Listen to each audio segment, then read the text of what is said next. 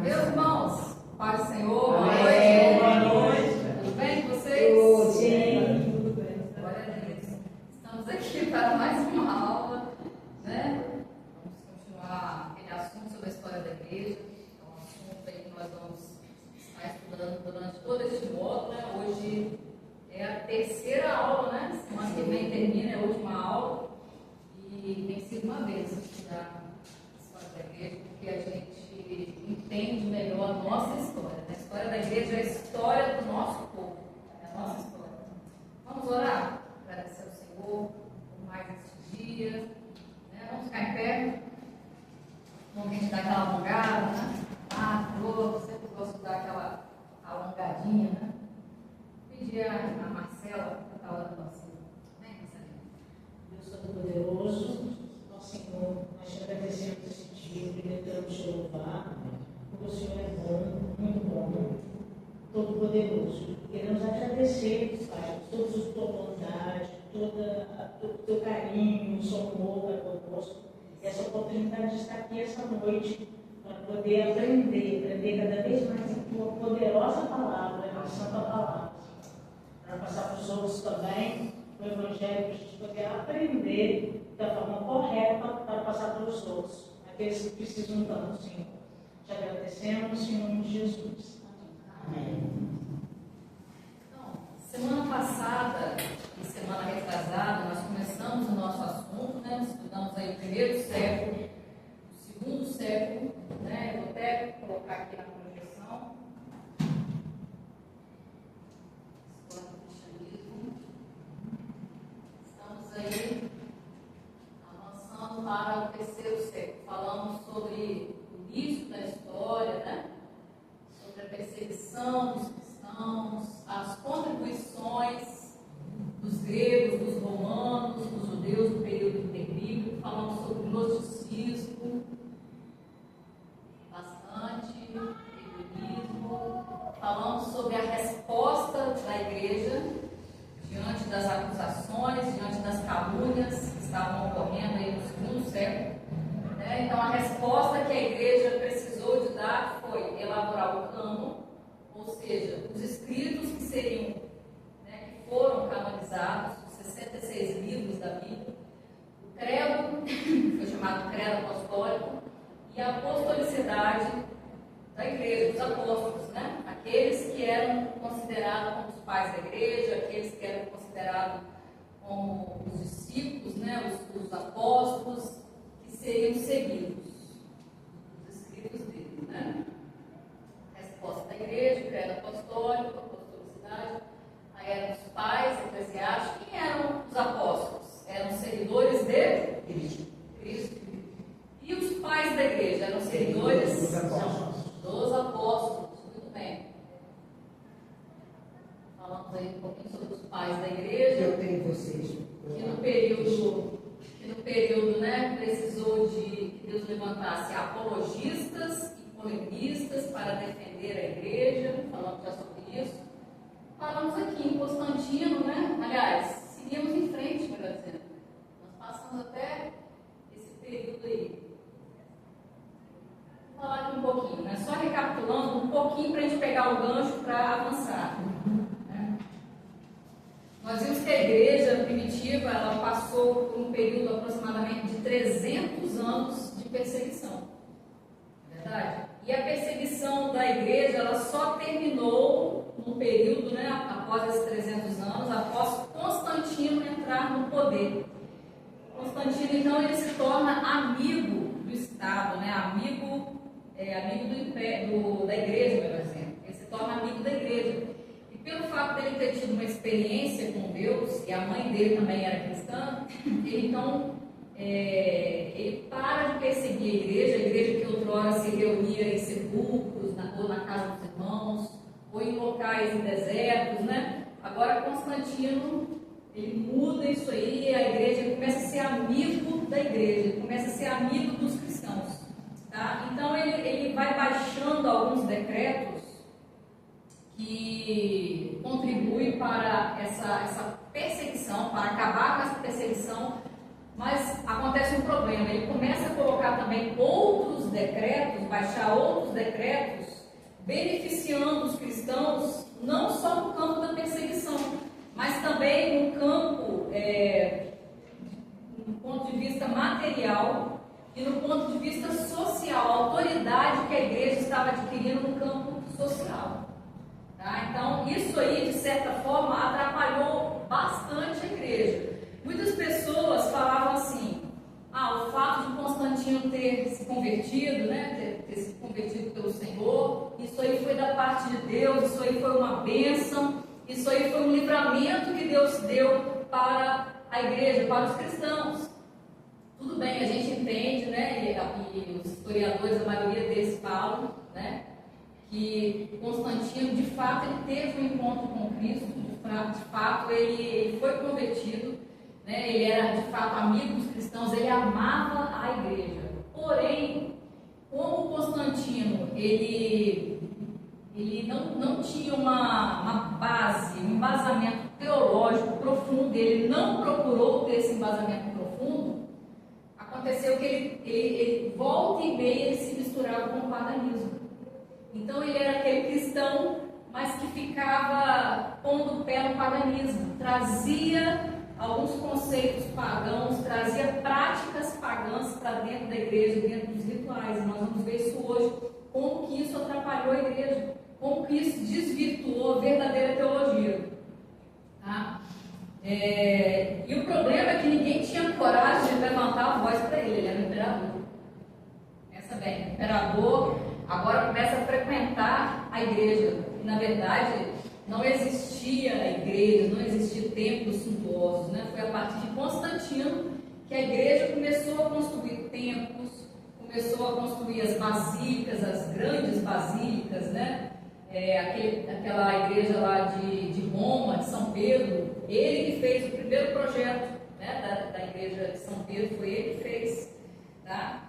Então a primeira versão, né, foi nesse período que a igreja era um Estado, né? Ela estava unida, a igreja e Estado, tá? Então a partir de Constantino, a igreja e o seu governo era regido pelo imperador, ou seja, pelo Estado.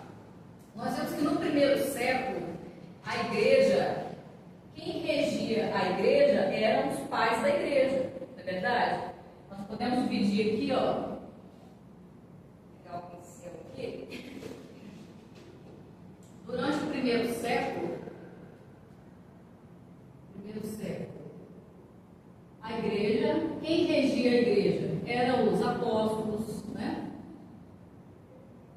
E os pais da igreja, ok? Então, a partir do segundo século,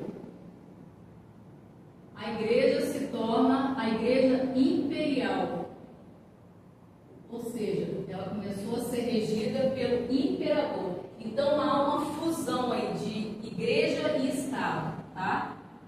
Igreja e... vou botar maiúsculo aqui esse Estado.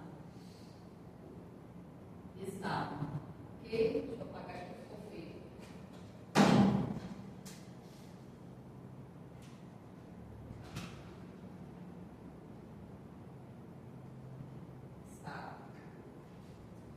Então a igreja, ela não é mais agora governada pelos pastores, pelos bispos, pelos diáconos, pelos obreiros, pela junta de cristãos. Agora ela é governada pelo imperador. Aquilo que o imperador fala, aquilo que o imperador coloca como regra, passa a ser regra. Tá? E há um problema muito grande, né? Começa a haver muitas heresias nesse período. Muitas coisas foram entrando, a questão do arianismo, que penso eu que foi a principal decadência da igreja nesse período, foi o arianismo, que dividiu de fato a igreja. Né? Alguém poderia falar, citar alguma coisa aí do arianismo? O que é o arianismo? Quem se lembra? Essa doutrina de Ario, né? Ario era um teólogo egípcio, tá? Lá de Alexandria, era um teólogo, uma pessoa que se dizia cristão, porém teve uma teologia corrompida acerca da pessoa de Jesus Cristo. O que falava o arianismo? O que ele pregou? era criação de Deus. Que Jesus não era Deus. Que Jesus foi um ser criado por Deus. Então ele nega a divindade de Jesus. Ele não coloca Jesus no mesmo pé de igualdade, né? Pai, Filho e Espírito Santo. Não há essa trindade. Porque a trindade ela prega que são 3 pessoas, mas um só Deus. E Ário, ele começou a difundir essa heresia negando essa teologia. Na verdade, a gente vai ver que essa questão da trindade foi uma questão muito difícil de se entender nessa época. Tá? Nós vamos ver isso hoje, tá bom? Então, essa questão aí que Ário colocou, que Jesus era um ser criado, isso trouxe muitas dificuldades para a igreja. E Atanásio, que foi um dos pais também da igreja, ele se opôs, ele foi a principal pessoa que se opôs às heresias de Ário, Atanásio. E o que Atanásio falou? Olha, se Jesus é um ser criado, se Jesus é uma pessoa elevada, um profeta elevado, criado por Deus, né? E a igreja tem 2 problemas muito sérios. Por quê? Se ele é uma criatura, ele não poderia salvar a outras criaturas. Se ele é um ser criado, se ele não é Deus, logo ele não pode salvar ninguém. Então a igreja está cometendo um sacrilégio, um pecado. Pensa bem, se eu sou uma criatura, eu não posso redimir a outros. Outro ponto que ele colocou é que se a igreja então está adorando a esse Jesus, que é um ser criado, logo a igreja está adorando a uma criatura. E isso daí passa a ser uma idolatria. Olha só, o conceito de idolatria que eles tiveram logo aí, né, no 2º século. Tá? Aliás, no 3º século, melhor dizendo, 3º século, né? Então, isso aí foram defesas logo no início da igreja que Atanásio colocou para defender a igreja contra esta heresia de Ário, né? O arianismo. Bom? Falando um pouquinho sobre essa controvérsia ariana aí, por causa dessa controvérsia, Constantino teve que chamar os cristãos para o primeiro concílio, que foi o concílio de Nicéia, no ano de 325 depois de Cristo, porque houve uma divisão tão grande na igreja que foi preciso, então, os líderes se reunirem para poder discutir sobre este assunto. Nós temos aí, então, este concílio de Nicéia, que foi criado o credo niceno, que dava mais ênfase à pessoa de Jesus, ou seja, a parte cristológica foi elaborada nesse período. Tá? Então, esse concílio de Nicéia, esse credo niceno, foi um credo após o credo dos apóstolos. Vocês se lembram que a igreja lá no 2º século havia criado o credo dos apóstolos? Né? Para poder, era uma defesa, nós falamos aqui. Credo, né? Foi criado o credo, foi criado o cânon e instituído quem eram os apóstolos. Então, o primeiro credo foi criado no 2º século. E aí, depois deste concílio, foi então feito um novo credo, melhor dizendo, foi reelaborado esse credo apostólico, foi melhorado, tá? Foi criado assim, apêndice, vamos dizer dessa forma, né? Foi reelaborado, ele foi melhor desenvolvido, foi um desenvolvimento do credo dos apóstolos, daquele credo que já existia, tá bom? Então, neste concílio aí, dava mais ênfase, né, neste credo, dava mais ênfase à pessoa de Jesus. Nós lemos ele aqui semana passada, vocês se lembram, tá? Nesse período imperial aí, o imperador, ele se denomina bispos, né, em contraste, o imperador, servo de todos. Nós vimos aí sobre os escritos teológicos, a construção de novos templos, né, a Basílica de São Pedro. Também houve outro fenômeno que das casas, os cristãos se reuniam em casas. E eram pessoas mais simples, pessoas pobres, pessoas lavadores, pessoas ferreiros, profissionais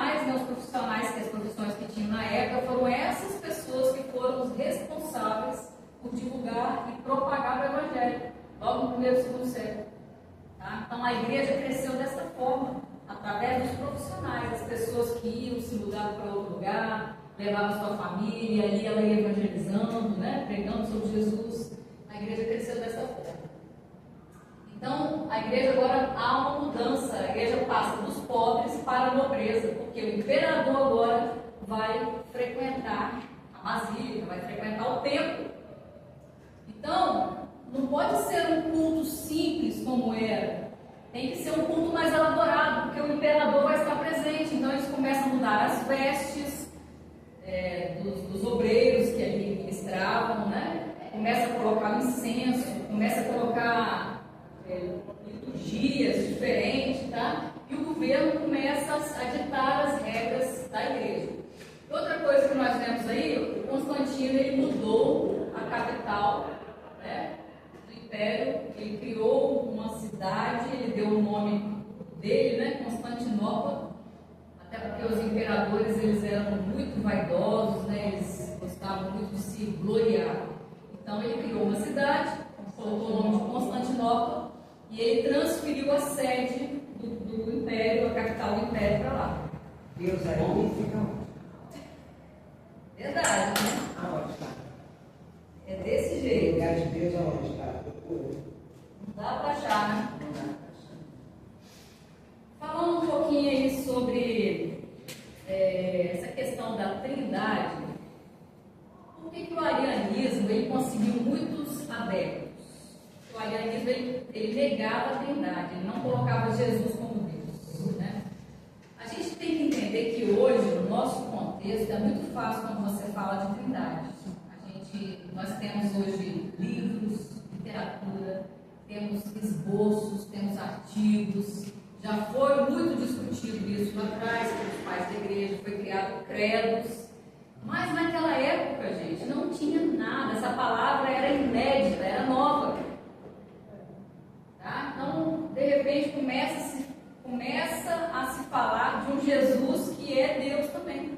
Não existia essa ideia de um Cristo que faz parte da Trindade, que é Deus também. Não existia essa ideia, Mas a de um ideia outro Deus. é depois do céu e tal, até Abraão, né? Até depois explicar que Jesus era, a volta do Messias, eles acreditavam que não era Jesus, que Jesus veio encarnado. Eles não tinham dúvida? Não, isso aí não é, não. Quem é esse que fala que é rei, que o reino dele é daqui? Igual Pôncio Pilatos também, né? E dizia que não, que eu estava ainda esperando a volta do Messias lá, né? Eles ainda não conseguiam entender. Né? Então essa fé, depois do tempo, foi conseguir absorver essa ideia. Né? Essa fé trinitária aí era tudo muito inédito. Eles não conseguiam entender a ideia de 3 pessoas e um Deus. Tá? Eles só conheciam falar de Deus. Estou falando aí do povo crente, tá? Os cristãos. Eles só conheciam o Antigo Testamento. E depois foi canonizado esse Novo Testamento aí, mas foram o quê? Os escritos dos apóstolos. E aí foi se discutindo alguns assuntos que foram surgindo. Assuntos esses que existiam aqui dentro da literatura, do Novo Testamento, que foi considerado como canônico. Tá? Então, um desses assuntos foi sobre o Espírito Santo, sobre a pessoa de Deus, a pessoa de Jesus. Esse Jesus Paulo falava, né? Que Paulo tanto falou e os outros apóstolos falaram. Esse Jesus também é Deus. Então isso tudo era muito inédito para aquele povo daquela época, tá? Não havia precedentes dessa fé trinitária antes. Isso aí era uma teologia nova que apareceu naqueles séculos, tá? E que não havia sido discutida ainda, não havia sido debatida ainda e sistematizado não havia sido sistematizado nenhum dogma acerca da fé trinitária. Vamos lá, chegando. Senta aqui, ó. Senta pra cá. Ó, a chamada tá aqui.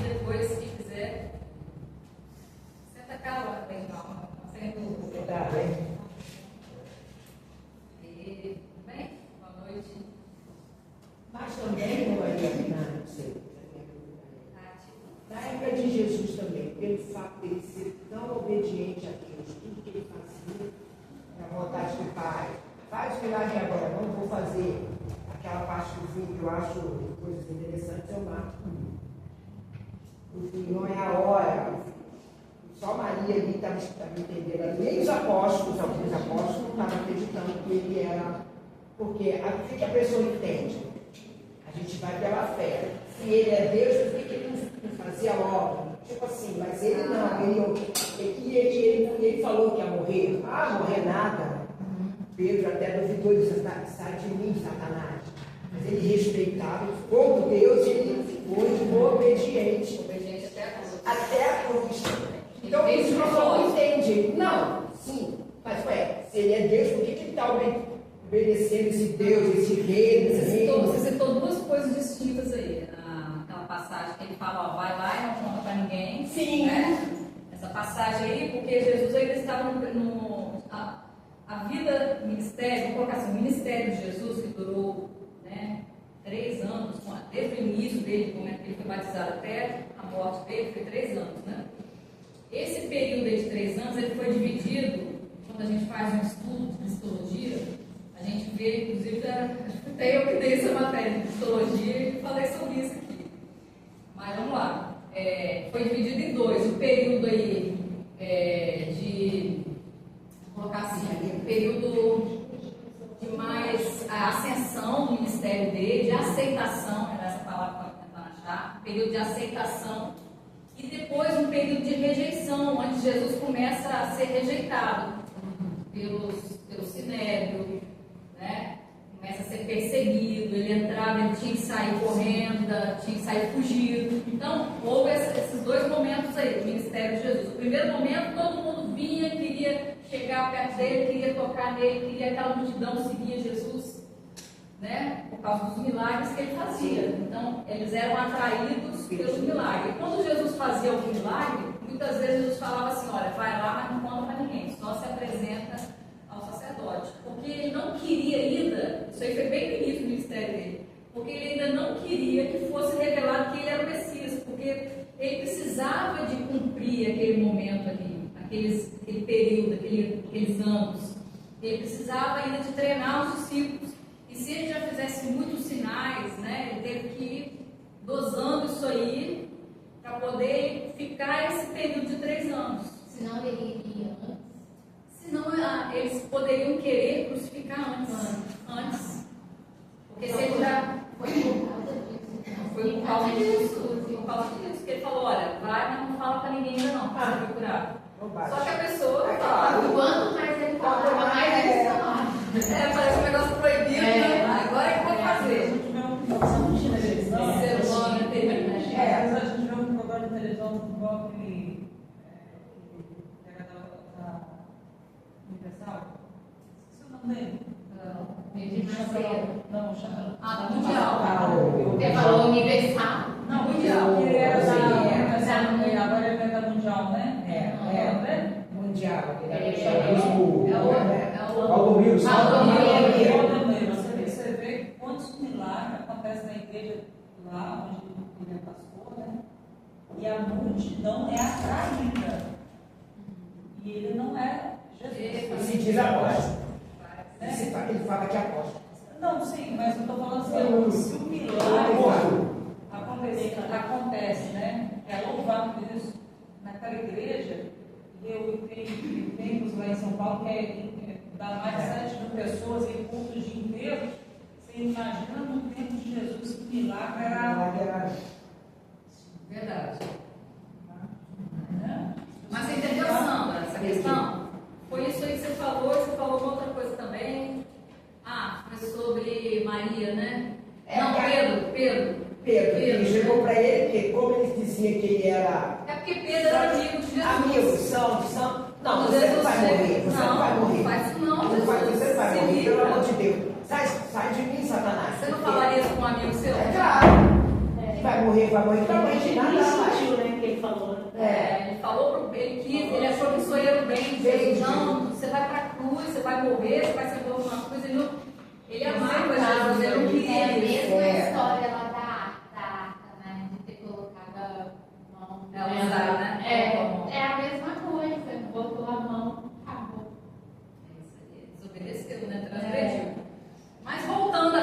havia, como dizia o meu professor de Antigo Testamento, questão da Trindade, né? Nós estamos falando aqui sobre essa fé trinitariana. Tudo era muito difícil de se entender. Né? Até o terceiro século não havia sido formulada uma doutrina trinitariana ainda, acerca da Trindade, tá? Para combater o arianismo. Tá? Então, a Igreja Católica ela se dividiu em duas. Católico, quando eu falo aqui, são católicos nicenos, do credo niceno, os seguidores do credo niceno. Tá? Muitos eram católicos, não, aqui não é católico apostólico romano, ainda não. São os católicos que aceitaram esse credo niceno, né? Que foi o concílio que se reuniu e criou esse credo defendendo aí a divindade de Jesus. E muitos ainda eram arianos, arianismo, né? Muitos se tornaram arianos. É estranho eu falar isso, porque meu nome é Ariane, né? Parece que eu coisa errada aqui. Parece que o seu nome É, gente, logo uma heresia. parece que você faz parte da história. Né? Gente, não tem nada a ver com isso. Em nome de Jesus. Então vamos lá. As pessoas não estavam, né, acostumadas com essa doutrina. Politicamente e racionalmente era mais fácil as pessoas optarem pelo arianismo. Racionalmente. Até porque as outras religiões em volta pregavam sobre Deus, mas não pregavam sobre 3 pessoas e um Deus. Isso era inédito, isso era difícil de assimilar. Eu lembro quando eu ouvi essa palavra Trindade, né? Não sei se foi na escola dominical, acho que deve ter sido, né?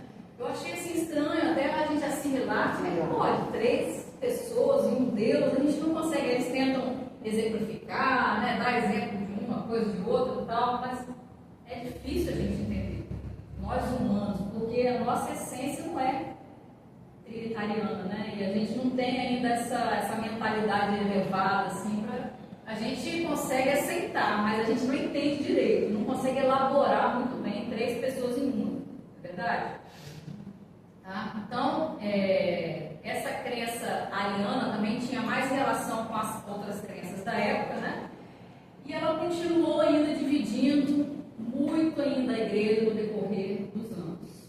Bom, aí o que acontece? Surge, né, um novo imperador chamado Teodósio, em 379 depois de Cristo. Então Teodósio resolve aí convocar os cristãos para um novo concílio, justamente por causa dessa crença ariana, e olha como é que essa crença perturbou a igreja. Então, um desvio teológico que atrapalhou muito os crentes da época, tá? Então aí ele chama os líderes da igreja para um novo concílio, é chamado Concílio de Constantinopla, que foi realizado em 381 depois de Cristo. Aí, finalmente, aí, neste concílio, acontecem 2 coisas importantes que Teodósio coloca como decreto. O arianismo ele passa a ser uma heresia, ou seja, ele não é, de fato, um desvio teológico, não é uma opção teológica, ele passa a ser, de fato, uma heresia. E outra coisa importante que acontece. Primeiro, qual foi? O arianismo é uma heresia. Segunda coisa que Teodósio coloca lá como lei do império: o cristianismo passa a se tornar a religião oficial do Império Romano. Agora sim, o cristianismo, todo mundo tinha que ser cristão. Todo mundo tinha que entrar dentro dessa igreja chamada católica, porque católicas significa universal. Bom, então todo mundo agora tinha que ser crente, todo mundo tinha que ser cristão a partir de então. Olha que loucura! Passa a ser uma imposição do império, tá? E aí, em 381, o imperador Teodósio, ele faz um edito, o Edito de Tessalônica, chamado.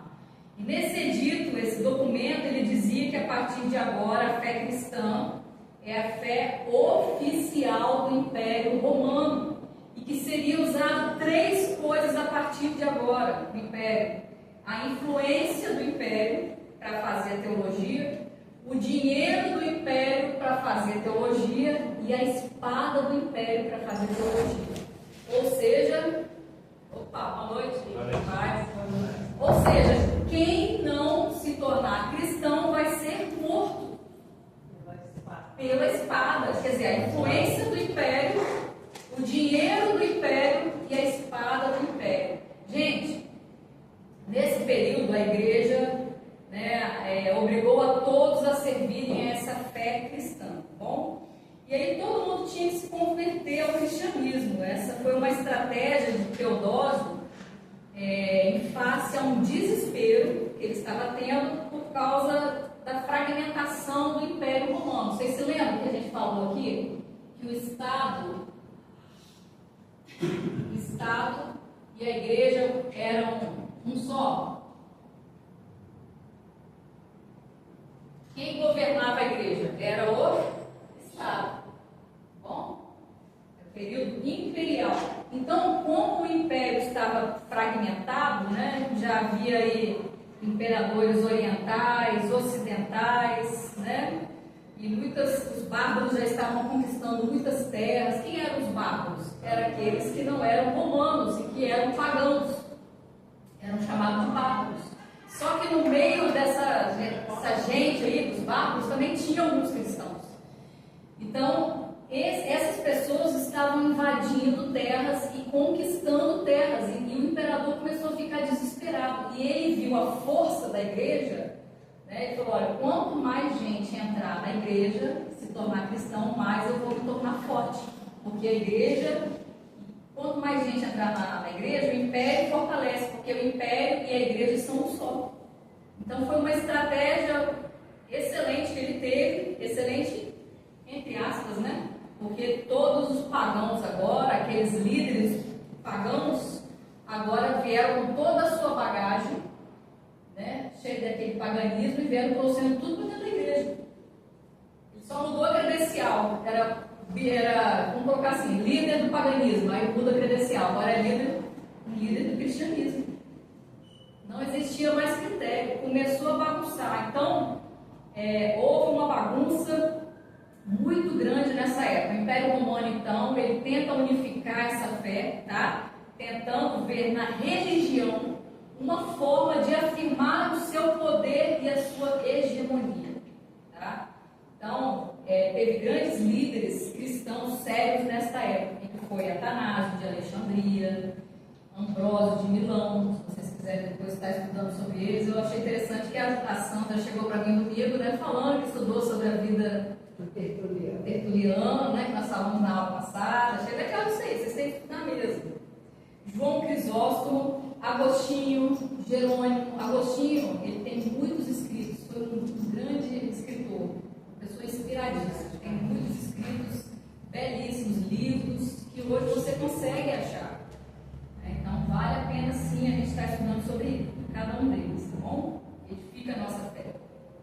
Então olha só, o imperador Teodósio, outra coisa que ele fez também, uma terceira coisa, ele dividiu o império em dois: o Império Oriente e o Império Ocidente.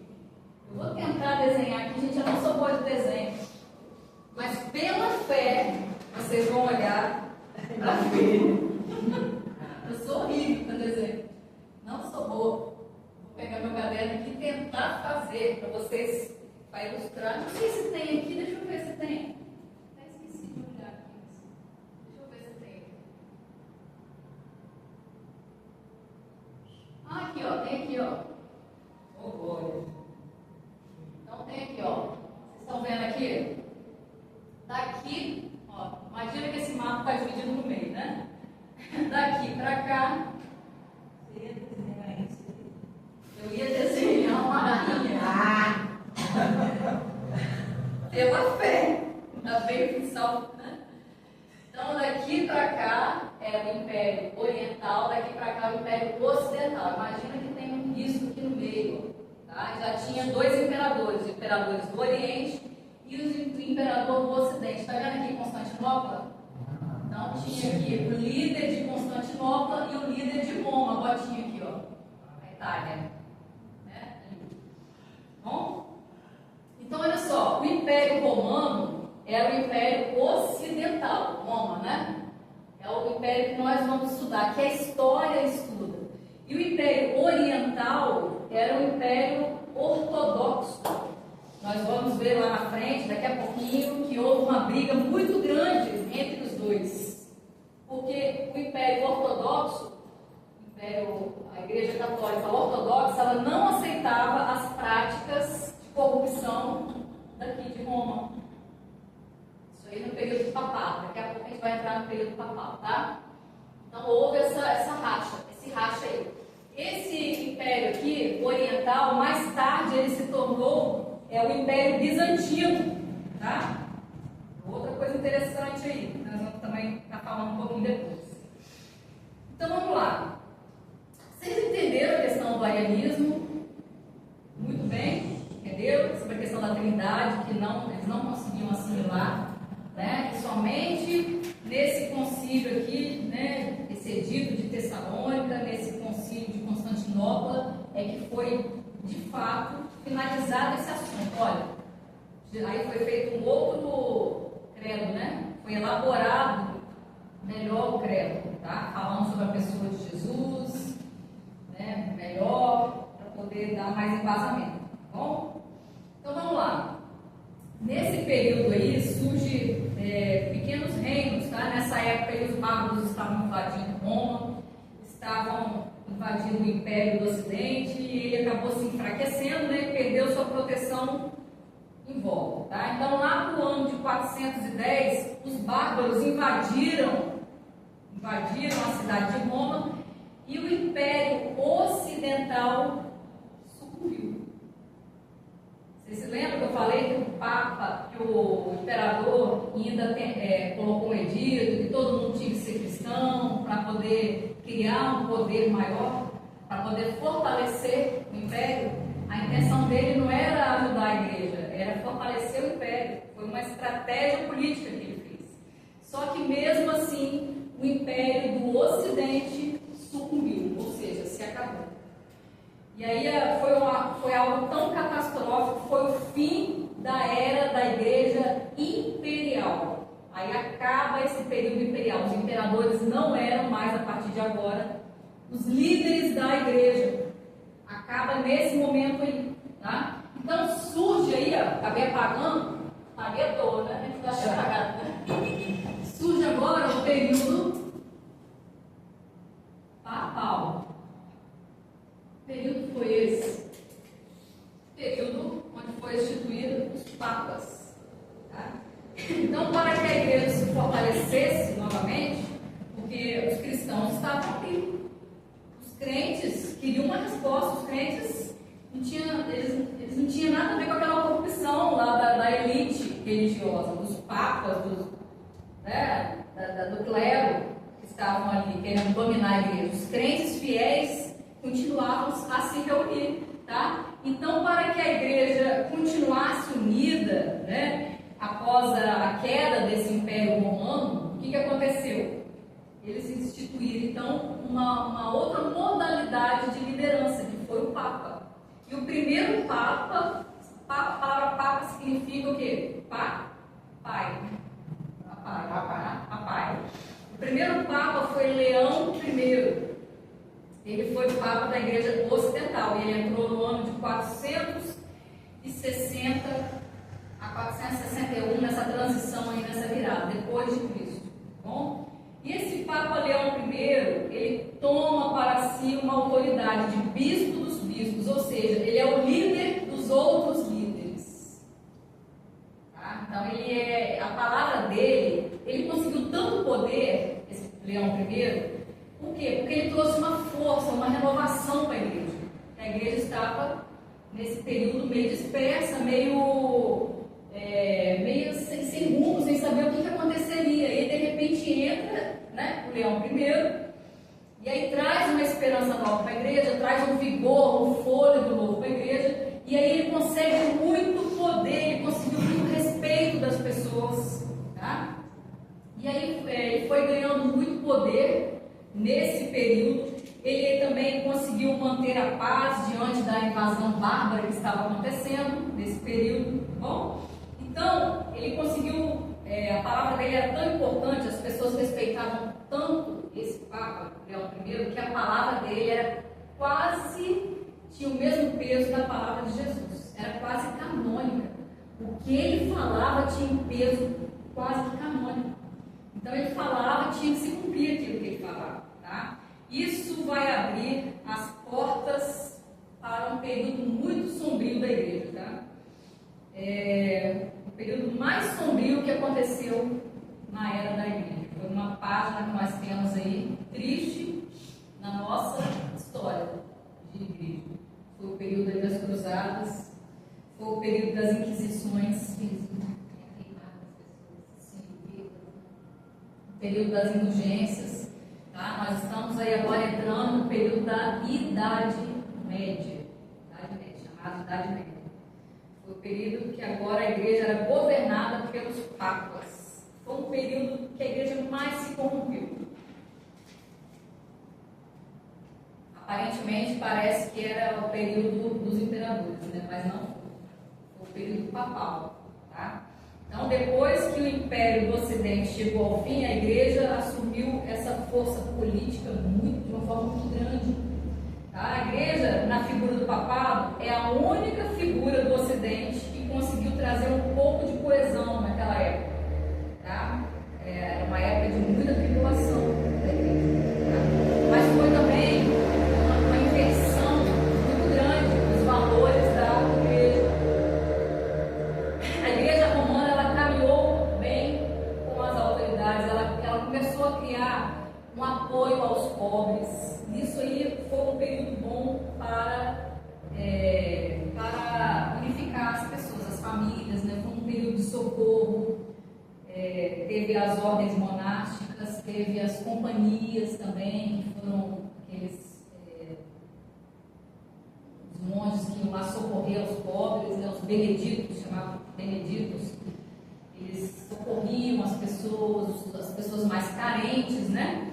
E nesse período aí acontece algo também muito inusitado na história da igreja. No ano 610 aparece uma figura que eu acho que vocês com certeza já ouviram falar, que é o Maomé.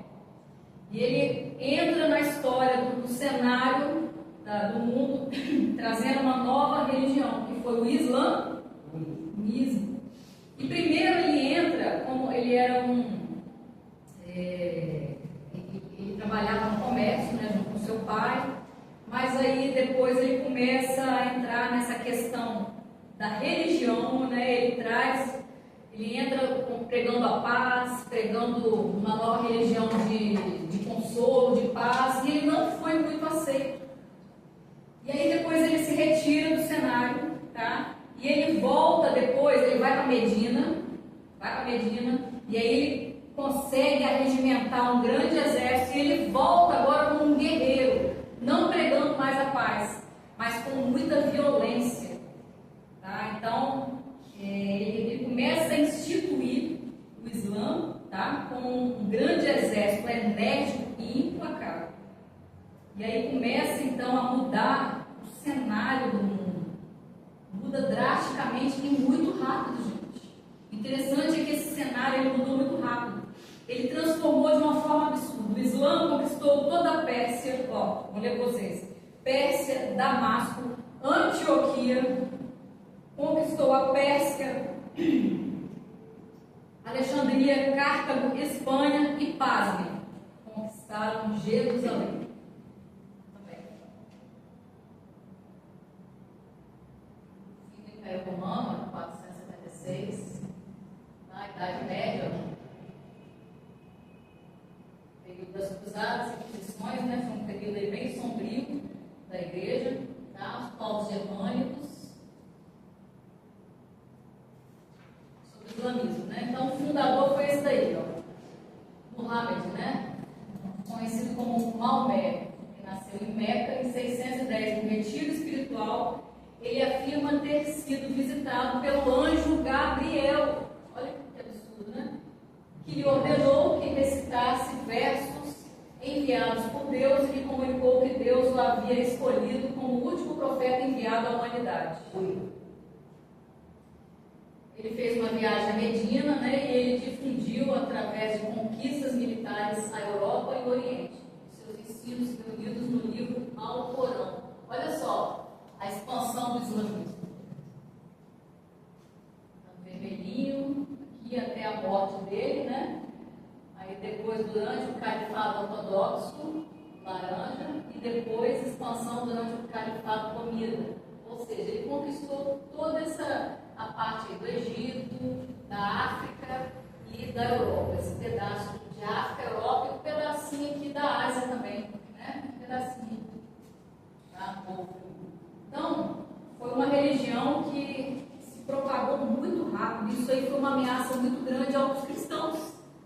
Porque eles impunham também na força, eles vinham conquistando e impunham a religião deles. Tá? Então o cristianismo, nessa época, ele ficou muito abalado por causa disso. Bom? Alguém quer comentar alguma coisa até aí? Tá de boa? Acho que a gente, ser humano assim, acredita mais nisso, né? Porque ele está ali vendo a pessoa ali. Não. Uma pessoa humana. Eu chego, começo a falar, que eu viajei, que eu sonhei, que eu fiz acontecer, eu estou ali. Ai, a Sandra, E quando fala de Jesus, quem não acredita? Cadê? Cadê? Eu não vejo essa pessoa. Jesus diz, quem não acredita, quem não foi tocado, quem não lembra. Então a maioria hoje não existe. Esses homens aí que ela acabou de falar, aquilo ali é uma adoração a um homem, né, que vai lá na igreja, enche a igreja, ele bota a mão, acabou minha dor. Né, mas estou vendo ali o apóstolo, esquece Deus. Eu acho que é mais assim, a visão dessa pessoa que é pequena. Porque eu acho também, por exemplo, Jerusalém para mim, pela história, desculpe, eu acho que é sem personalidade, tudo ela acreditava. Tudo ela acreditava. Jesus vinha um para, fazia o que quisesse em Jerusalém. Eu vejo assim, na minha desculpa, não tenho nenhuma ideia. É brincadeira. Mas os judeus não. Os judeus não, mas era aquele corre-corre. Os judeus eles tinham uma resistência muito grande. Tanto é que não aceitaram Jesus, né? Sim, então assim, foi muita batalha, muita coisa. E hoje a gente tem essa, eu vejo, nossa, que facilidade para nós, da gente acreditar num Deus maravilhoso. Mas para eles, não, que isso para acreditar, mas pelo amor de Deus, gente. Até hoje tem essa colonização. Até hoje já tem essa o islamismo, cristãos e judeus. Sim. Num pedacinho de terra. Tá? Esse povo, coitado, deve sofrer. Em São Paulo tem também aquela divisão, eles usam aquelas roupas, né? Você tem que sair com medo, não fala com ninguém. Acampamento ali dos judeus, dá até medo de ver, eles ficam todos, não falam com qualquer um. É cultura, né? É cultura deles, né? Hoje eu estava estudando isso. Se você pegar hoje uma pesquisa de filmes, você pega muito crenças do Islã. Sim. Vou até passar um vídeo de vocês. Tem assim, quando começa a conhecer o cristianismo, pais expulsam, não porque não tem pelos filhos, mas por causa da crença. Expulsam os filhos de casa, já vi isso também. Eu me esperei tanto. Meu Deus, pastor, a gente a religiosidade, eu acho que é muito mais forte do que crer mesmo. Né? Eu me lembro que quando eu era muito pequena, e eu via muitas curas acontecendo na casa dos meus pais, aí tinha gente que perguntava, questionava minha mãe, né? E minha mãe tinha pouca, assim, estudou até a quarta série, e aí perguntava, assim, para minha mãe, como que aconteceram tantos milagres, né? Na casa da minha mãe. E minha mãe falava assim, ó, existem 3 tipos de fé que eu creio. A fé daquela pessoa que ora, a fé daquela pessoa que dobra o joelho, mas existe a maior fé, aí é a pessoa de quem? Quando a igreja em unidade ora no mesmo propósito. Eu nunca me esqueço, como ela falava isso com todas as pessoas, que as pessoas questionavam como que aquela pessoa ali recebeu uma cura. Essa pessoa tem lutava, a vida às vezes toda distorcida. E a mamãe sempre questionava muito sobre a fé, né? Não, eu achei eles muito assim, você não pode nem chegar perto. Mas é a cultura. Ali a cultura deles, ali em São Paulo tem, né? Então eles, sabe? Renato, Acho que não mexe com você, nem fala tudo ali, ó. E esse filme acho que eu já vi, de expulsar o filho porque aceitou o cristianismo. Eu falei, Tem gente. tá dando uma novela aí no SBT, não, você vai trocar? Que a filha, a moça, ela pegou uma amizade na escola e a moça era cristianismo. E ela começa a estudar junto com essa amiga a Bíblia. E o irmãozinho dela, de 10 anos, pega a irmã trancada no quarto, só que ela não tinha percebido, ela estava ouvindo um louvor e a Bíblia muito pequenininha escondida.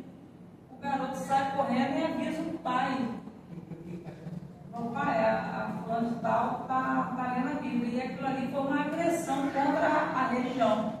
Aí o pai chega e fala com ela precisa negar aquela fé. Ela fala, não, papai, na Bíblia aqui fala que está acontecendo. Ela começa a empolgar, fala com o pai. Aí o pai vai, expulsa ela de casa, bota ela para fora, sem ela ter direito a levar nem roupa.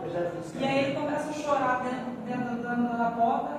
Aí o documentário falando sobre aquilo, né? A religião ainda é muito forte. Eu tenho uma amiga, inclusive o nome dela é Ariane também, minha charada. Só que o nome dela é com E, Ariane. Acho que Marcela lembra dela, né? Você conheceu ela, ela era da nossa igreja. Ela é cristã, só que a família dela era de descendência árabe. Inclusive os traços dela é muito árabe mesmo, né? Tem um olhão verde assim, nariz, o cabelo, tudo é de árabe, né? Só o olho dela que é verde, eu acho que o árabe não tem olho verde, mas ela tem olho de verde. Mas o que acontece? Ela foi convertida, né, ao cristianismo, ao Senhor, e ela, pelo fato dela se tornar cristã, o pai dela escorraçou ela, tirou o pai dela, tirou dela a herança, deserdou ela, porque ela mudou o nome dela, porque ela evangeliza judeus, né? Ela tem muitas vezes para Israel, morou nos kibbutz, ela viaja o mundo todo, ela é muito culta, né? Ela gosta muito de viajar, muito estudada. E aí, pelo fato dela mudar o nome dela para poder entrar em outro país, porque com o nome dela ela não conseguiria entrar. Entende? Ela teve que mudar para poder alcançar os judeus, né? O objetivo dela, a chamada dela é evangelizar os judeus. Ela morava muito forte. Tá? Então, o pai dela deserdou literalmente. O pai dela tirou o nome dela. Sabe? Ela falou, eu lembro que na época ela falou, eu não me importo com isso. O pai dela é milionário, um empresário muito grande em São Paulo. Ele teve assim, um relacionamento com a mãe, ele não casou com a mãe, teve um relacionamento e teve ela. Sabe? Eles não são pobres não, né? Assim, geralmente tem grana. Assim. Sim, ele é um empresário muito grande lá de São Paulo. Quer dizer, ela abriu mão para o evangelho. Mas olha, na nossa época, quando a gente era pequeno, o próprio cristianismo, por exemplo, era difícil o pai e a mãe aceitar como cristão. Eu estou falando católico mesmo, religiões assim, próximas à nossa região, nosso estado. Eu me lembro que tinha na época, assim, vizinhos meus, ou próximo, que a minha mãe trabalhava, não permitia que os filhos lá não brincassem com a gente, porque a gente era cristão e O Brasil ele foi colonizado pelos católicos, né? Então todo mundo que veio para cá praticamente é católico. E aí veio os missionários, pregando, semana que vem a gente vai estudar sobre isso. Tá? As missões aí faz parte também da história da igreja. Então os missionários vieram, trouxeram o evangelho para o Brasil, que era predominantemente católico.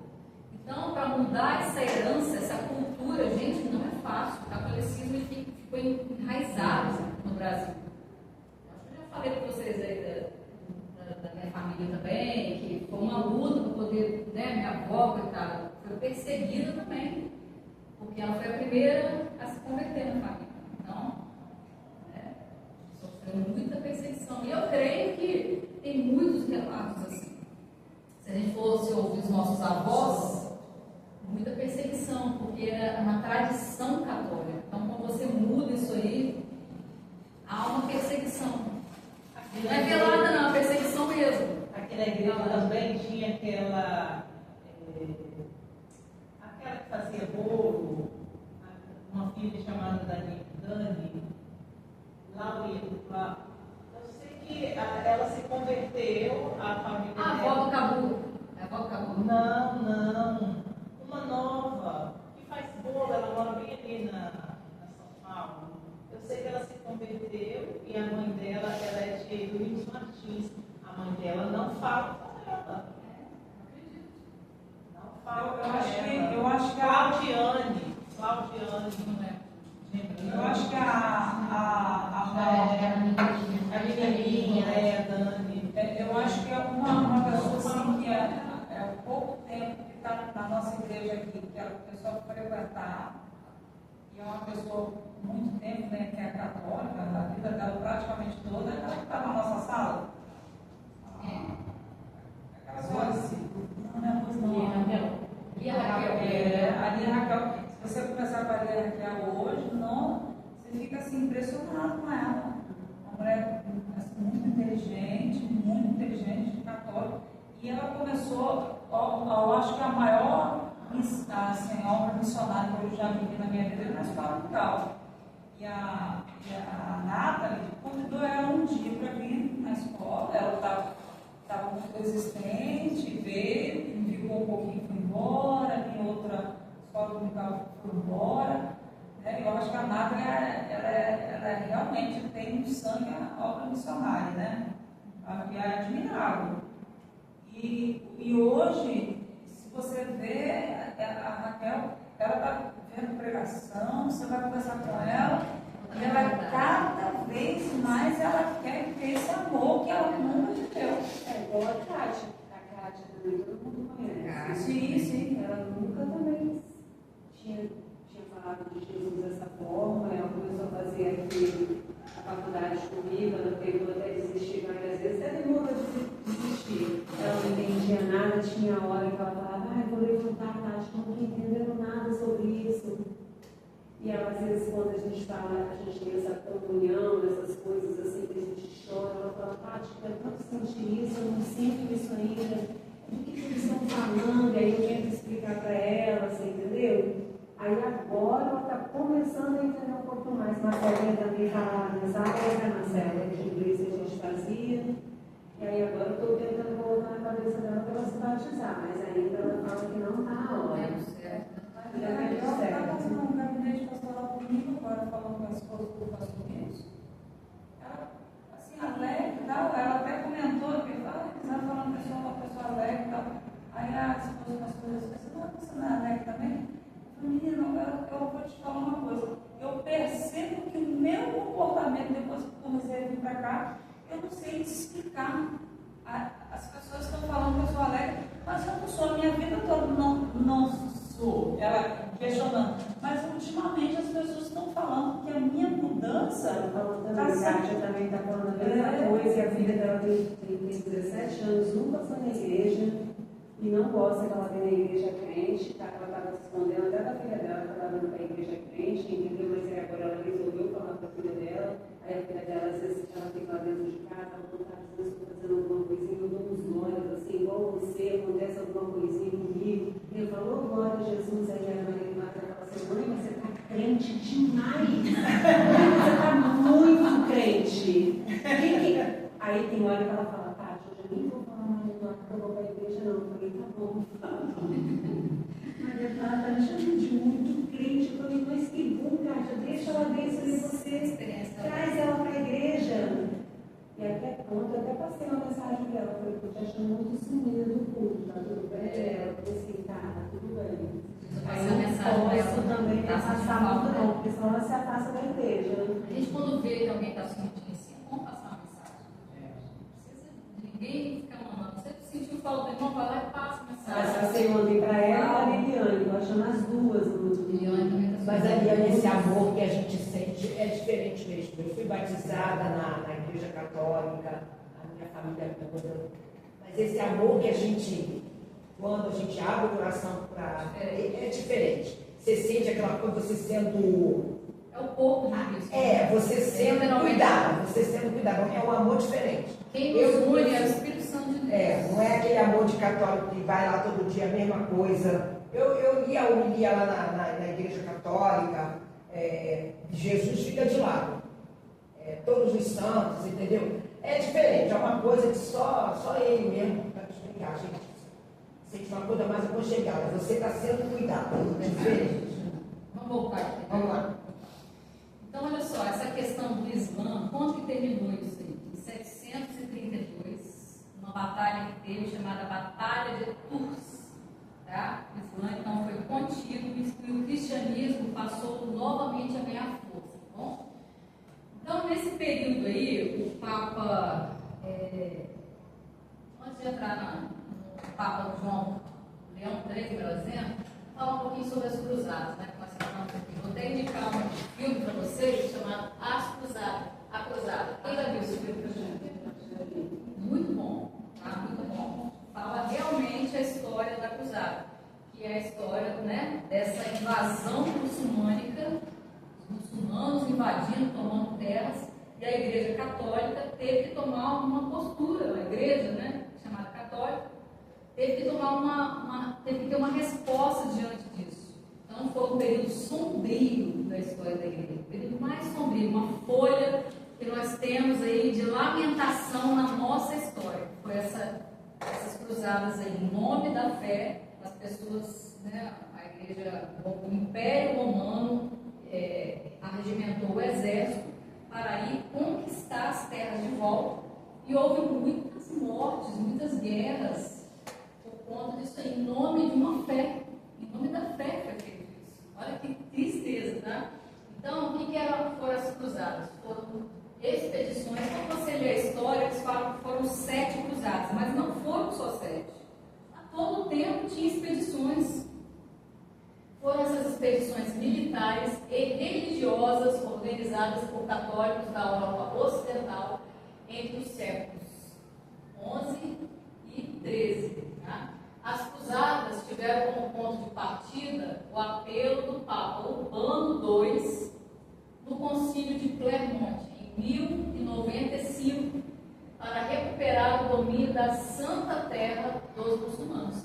Vocês lembram que eu havia falado que os muçulmanos conquistaram Jerusalém? Então, Jerusalém não era mais agora a cidade do Império Romano e nem dos cristãos, porque os muçulmanos haviam tomado várias cidades e uma delas Jerusalém. Então, as cruzadas foi justamente uma resposta, uma tentativa de recuperar novamente Jerusalém. Tá? Então, a primeira cruzada durou 4 anos, envolveu a conquista de Jerusalém, Nicéia, Adessa e Antioquia. Por quê? Porque os muçulmanos eles mudaram completamente a geografia do mundo nesse período. Então, houve uma briga, eles iam lá, conquistavam, o Império Romano tomava de volta, aquela briga, aquela constante briga que durou muitos anos, muitas décadas.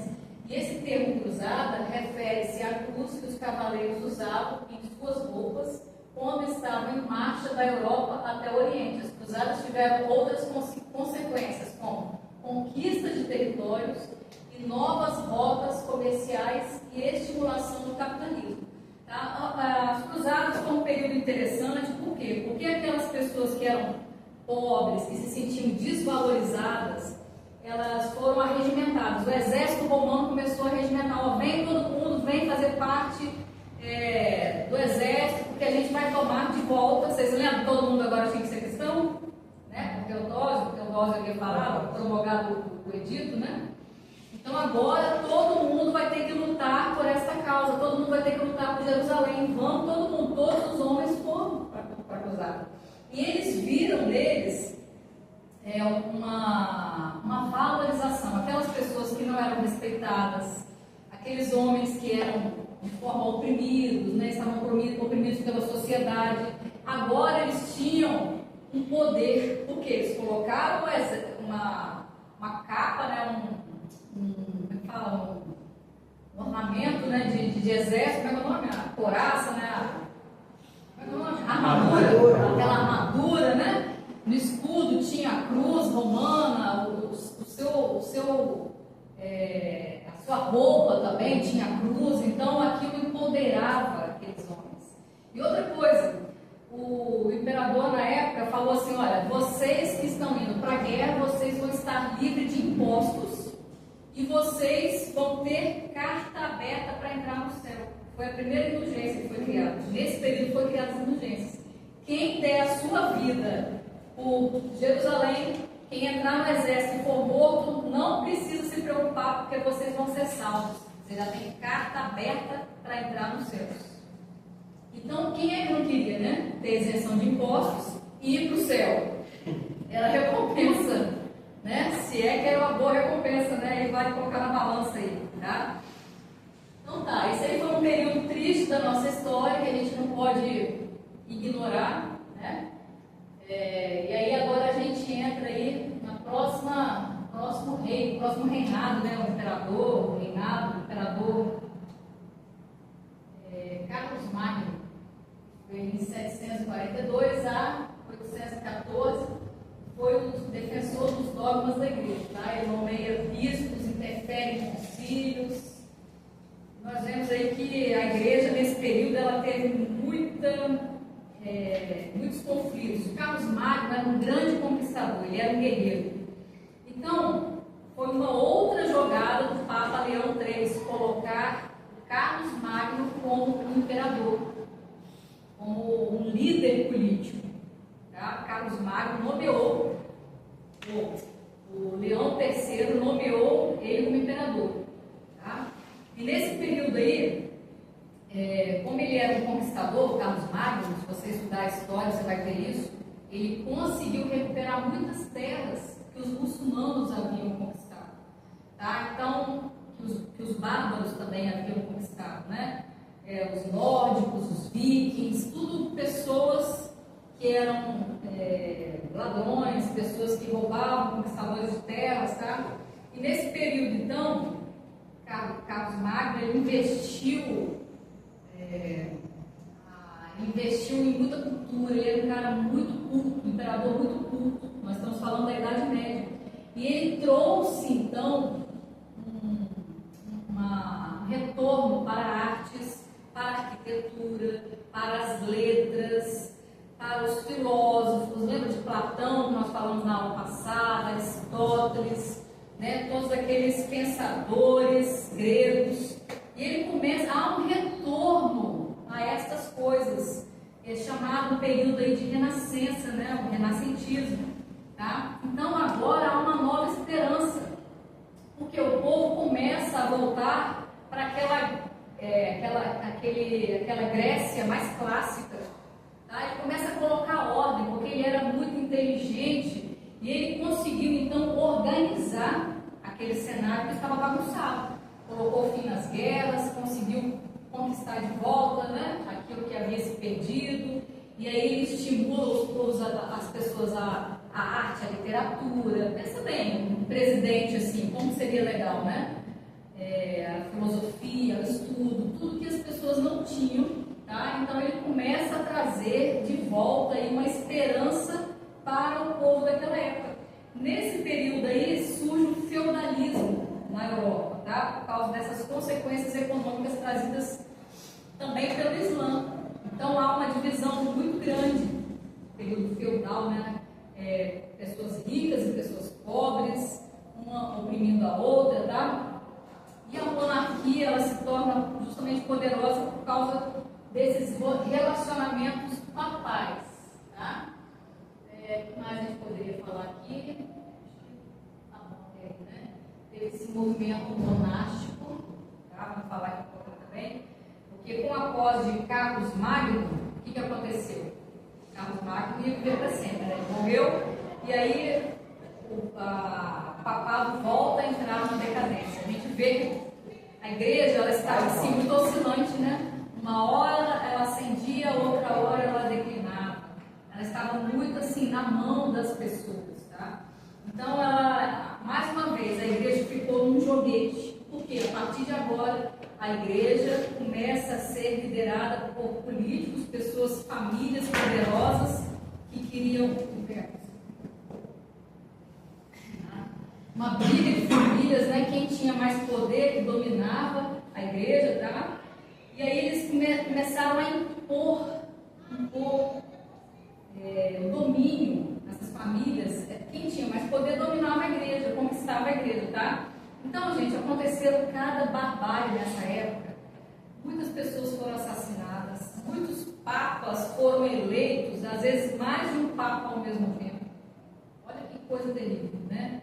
Até mesmo um menino, a história da igreja diz que um menino de 15 anos foi nomeado como papa da igreja de Roma. Um menino de 15 anos, tá? Em 897 depois de Cristo, o Papa Estevão VI, ele mandou, olha que absurdo, ele mandou desenterrar o seu antecessor, que já havia morrido, estava lá morto, a caveirinha dele, ele mandou desenterrar e colocou nele as vestes papais e julgou ele, teve um julgamento do cadáver e sentenciou ele como culpado, jogando o seu corpo de ele fez o sínodo, é chamado sínodo do cadáver. Isso em 896. Isso faz parte da história da igreja. Sínodo do cadáver. Olha que coisa horrível. Olha, uma pergunta ao humilde opinião, se for ouvir. Será que isso tudo, Deus fez isso tudo para mostrar? Não tinha Deus aí nessa brincadeira, não, né? Então, não, sei lá se eu estou falando. Misericórdia. Na primeira aula, Deus fazia isso. Eu vou fazer esse absurdo de desenterrar, porque para mostrar para eles que são tudo bobos, idiotas. Sei lá, olha que cada coisa absurda. Na primeira aula eu falei assim, olha, nós estamos aqui hoje pela misericórdia de Deus. Sim. Se nós estamos aqui hoje porque tantas coisas que já aconteceram, tanta corrupção, se nós estamos aqui hoje é porque a graça de Deus sustentou a igreja, é Deus que cuida da igreja. Sempre vai ter um remanescente fiel. Não importa. Gente, olha hoje o evangelho hoje. Que loucura que está também. Sim. Mas sempre tem um remanescente fiel. Tá? Você se lembra daquela igreja do Oriente e do Ocidente?